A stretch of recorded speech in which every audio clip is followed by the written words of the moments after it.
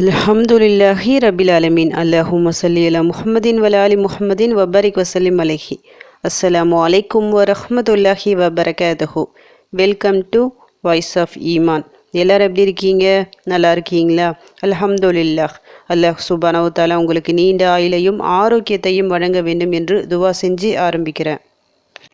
இன்று வியாழக்கிழமை, சஃபர் மாதத்தோட கடைசி வியாழக்கிழமை. வியாழக்கிழமைனாலே ஒரு ஸ்பெஷல் தான். நம்முடைய அமல்கள் உயர்த்தப்படும் நாள், சொர்க்கத்தின் வாசல்கள் திறக்கப்படும் நாள்.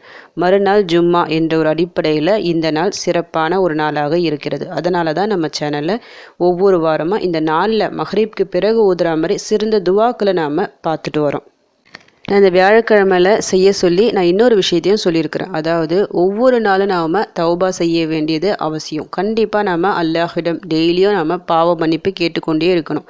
நம்மை அறிந்தோ அறியாமலையோ ஒவ்வொரு நாளும் கண்டிப்பாக பாவங்கள் நிறைய வரும். அதன் காரணமாகத்தான் நமக்கு வருகின்ற ஒவ்வொரு சோதனைகளும் கஷ்டங்களும். அப்போ டெய்லியும் நம்ம பாவ மன்னிப்பு கேட்கணும். அதே போல் தௌபா நஃபில் தொழுகை சொல்லிட்டு ஒரு தொழுகை இருக்குது சொன்னல, அந்த ஒரு தொழுகையை வாரத்துக்கு ஒரு முறை தொழுவுங்க. அப்படி இல்லைன்னா மாதத்துக்கு ஒரு முறையாவது தொழுவுங்க. அப்படி நீங்கள் மாதத்துக்கு ஒரு முறை தொழுவும்போது இது போல் அந்த கடைசி வியாழக்கிழமை இல்லைன்னா ஜும்மா இந்த நாளை தேர்ந்தெடுத்து நீங்கள் தொழுவுங்க. நீங்களே கணக்கு வச்சுக்கிங்க. ஏன்னா ஒரு விஷயத்தை இந்த நாள் தான் செய்யணும், இந்த நேரத்தில் தான் செய்யணும்னு சொல்லிட்டு இல்லை. ஆனால் நாம் ஒரு நாளை ஒரு நேரத்தை செலக்ட் பண்ணி வச்சு செய்யும்போது அதை நாம் கரெக்டாக ரெகுலராக நம்ம ஃபாலோ பண்ணுவோம். எப்பயாவது பார்த்துக்கலாம் சொன்னால் நம்ம அப்படியே விட்டுருவோம், மறந்துடுவோம். அதனால் ஒரு ரிமைண்டர் வச்சுக்கிங்க, இந்த நாளில் செய்யணும் சொல்லிட்டு. அதாவது கடைசி வியாழக்கிழமை இல்லைனா கடைசி ஜும்மா அன்னைக்கு நாம் அதிகமாக தௌபா செய்யணும். கூடுதலாக தௌபா நஃபில் நாம் தொழலாம் சொல்லிட்டு உங்களுக்கு நீங்களே நீங்கள் ஃபிக்ஸ் பண்ணி வச்சிட்டிங்கன்னா அந்த கடைசி வியாழக்கிழமை வந்தாலே ஆட்டோமேட்டிக்காக உங்களுக்கு என்ன தான் வேலைகள் இருந்தாலும் சரி நீங்கள் தொழுதுடுவீங்க. ஒரு 2 ரக்காத் நீங்கள் தொழக்கூடிய அந்த 2 ரக்காத் தொழுகை நிச்சயமாக உங்களுடைய பாவங்களை மன்னிப்பதோடு மட்டுமல்லாமல் அந்த கடந்த மாதத்தில் நீங்கள் செஞ்ச எல்லா பாவத்தையும் அல்லாஹ் நன்மைகளாக மாற்றிடுவான். அதன் மூலமாக வரக்கூடிய மாதமும் உங்களுக்கு சிறப்பாக இருக்கும். அதனால் மறக்க வேண்டாம். அந்த வகையில் இன்றைக்கி கடைசி வியாழக்கிழமை என்ற ஒரு முறையில் மஹ்ரிப் தொழுத கையோடு குறைஞ்சது ஒரு 2 ரக்காத் தௌபா நஃபில் தொழுகை சொல்லிட்டு நியத்து வச்சுக்கிட்டு பொதுவாக நீங்கள் எப்படி தொழுவீங்களோ அதே போல் சூறாக்கள் துவாக்கள் எல்லாம் ஓதிட்டு சலாம் கொடுத்துருங்க. அதற்கு பிறகு ஓதுற மாதிரி ஒரு சின்னதாக ஒரு துவாவை நான் சொல்கிறேன். ரொம்ப பெரிய கஷ்டமான ஒரு துவாலாம் இல்லை. பொதுவாக நம்ம துவா கேட்கும்போது நம்முடைய தாய்மொழியில் கேட்கணும். ஏன்னா தாய்மொழியில் கேட்கும்போது தான் நம்முடைய கஷ்டங்களை சொல்ல முடியும். அரபி துவாக்கள் நிறைய இருக்குது. ஏன்னா அந்த துவாக்கள் எல்லாம் அரபியில் தான் இருக்குது. ஆனால் நம்முடைய தேவைகளை சொல்லும்போது அந்த அரபி துவாக்களை நம்ம சொல்ல முடியாது. அதாவது அதை கேட்டு அதனுடைய நன்மையின் பொருட்டால் நம்ம கேட்கலாம். ஆனால் முழுக்க முழுக்க அரபிலே நம்ம அல்லாஹ்விடம் கேட்க முடியாது. ஏன்னா நம்ம என்ன கேட்குறோம் சொல்லிட்டு நமக்கே தெரியாது. அப்போ அந்த நேரத்தில் நம்முடைய தாய்மொழியில் கேட்கணும். தமிழ்னா நீங்கள் தமிழில் உங்கள் பிரச்சனைகள் என்னவோ அது அல்லாஹ்விடம் சொல்லணும். எந்த அளவுக்கு அதிகமாக நீங்கள் சொல்கின்றீர்களோ அந்த அளவுக்கு உங்கள் கஷ்டங்கள் பிரச்சனைகள் தீரும். தொழுகைக்கு உள்ளேயும் நீங்கள் கேட்கலாம், வெளியேவும் கேட்கலாம். நிறைய பேர் என்ன நினைப்பாங்கன்னா தொழுகை நம்ம முழுக்க முழுக்க அரபியில் தான் கேட்கணும் அப்படின்னு. அப்படி இல்லை. நீங்கள் தொழுகையின் சஜிதாவில் அதாவது நார்மலாக ஓதுற துவாக்களை ஓதிட்டு நீங்கள் உங்கள் தாய்மொழியில் அல்லாஹ்விடம் உதவி கேட்கலாம். அத்தியாத்து நீங்கள் கொடுத்துட்ட பிறகு சலாம் கொடுப்பதற்கு முன்னாடி அந்த ஒரு இடத்துல நீங்கள் கேட்கலாம். இது போன்ற தொழுகையில் நீங்கள் கேட்கும் போதும் அல்லாஹ் இன்னும் அதிகமாக நமக்கு நெருக்கமாக அந்த இடத்துல இருக்கிறான்ல. இந்த தொழுகை ஒரு எஜமானுக்கும் ஒரு அடியானுக்கும் இருக்கும் ஒரு உறவை பலப்படுத்தும் ஒரு இடம்தான் ஒரு தொழுகை. அதனால் இந்த தொழுகையில் நம்ம இன்னும் அதிகமாக துவா கேட்கணும். அதனால் உங்களால் முடிஞ்ச அளவுக்கு சஜிதாவில் அதிகமாக துவா செய்யுங்க, தமிழ்லேயே கேளுங்க. அதுபோல் தொழுகையை முடிச்சுட்டும் துவா செய்யுங்க. இன்றைக்கி நான் ஒரு துவாவை நான் சொல்கிறேன்னு சொன்னால அந்த துவா முழுக்க தமிழ் தான். அதாவது நீங்கள் தமிழில் துவா செய்யும்போது சிறந்த வார்த்தைகளை தேர்ந்தெடுத்து அல்லாஹ்விடம் துவா செய்யுங்க. அதை கொண்டு அல்லாஹ்விடம் உதவி தேடும்போது உடனடியாக உங்களுக்கு பதில் கிடைக்கும். அற்புதமான ஒரு துவா. இந்த ஒரு துவா நீங்கள் வெறும் தமிழில் நீங்கள் ஓதுனாலே போதும். தமிழ் அப்படியே ஃபுல்லாக மனப்பாடம் செஞ்சு வச்சுக்கிட்டு மனப்பாடம் பண்ணி வச்சுக்கிங்க. ஏன்னா அப்போ தான் உங்களால் பார்க்காம ஓத முடியும். நீங்கள் துவா கேட்கும்போது அதை ஓதி பிறகு உங்கள் தேவைகளை நீங்கள் சொல்லலாம். இந்த வார்த்தைகளை ஓதி நீங்கள் என்ன கேட்டாலும் சரி அல்லாஹ் அதை நிச்சயம் தருவான். நான் ஏன் இப்படி சொல்கிறேன்னு சொல்லிட்டு அந்த துவாவை படிக்கும்போது உங்களுக்கு தெரியும்.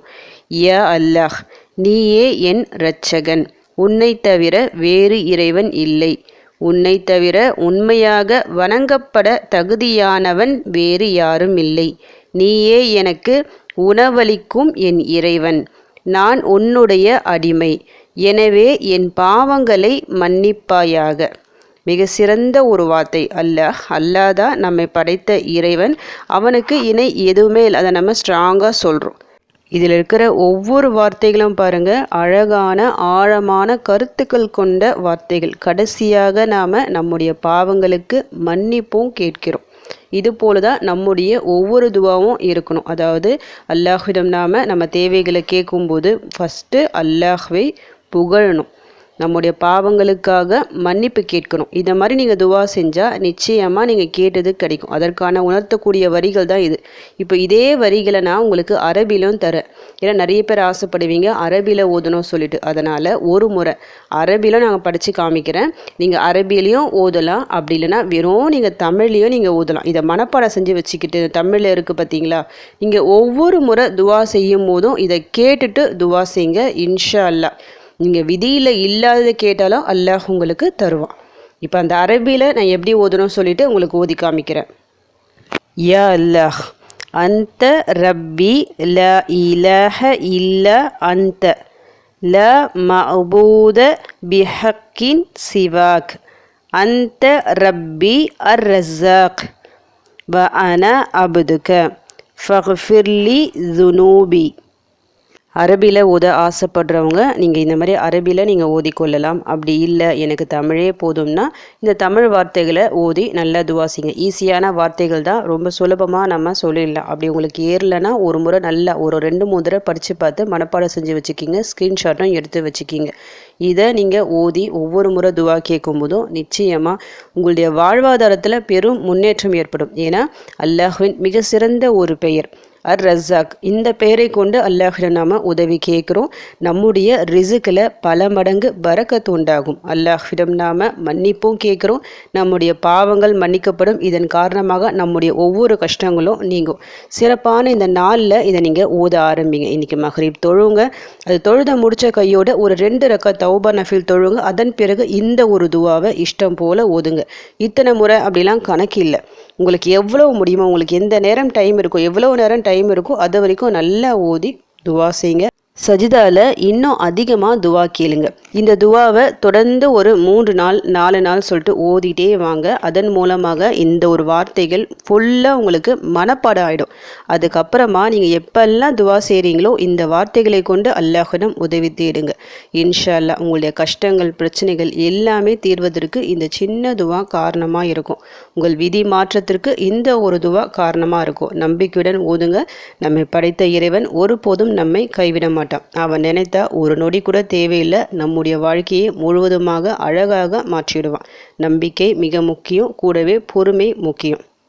சாதாரண ஒரு துவா தான், ஆனால் இந்த ஒரு துவாவின் காரணமாக உங்கள் வீட்டில் பரக்கத் அதிகரிக்க, பல நற்செய்திகள் வர இந்த ஒரு துவா மிக முக்கிய காரணமாக இருக்கும். உங்கள் கஷ்டங்கள் பிரச்சனைகள் எல்லாம் தீர்ந்து உங்கள் வாழ்க்கை சிறப்பாக இருக்கணும்னு சொல்லிட்டு உங்களுக்காக நானும் துவா செஞ்சுக்கிறேன்.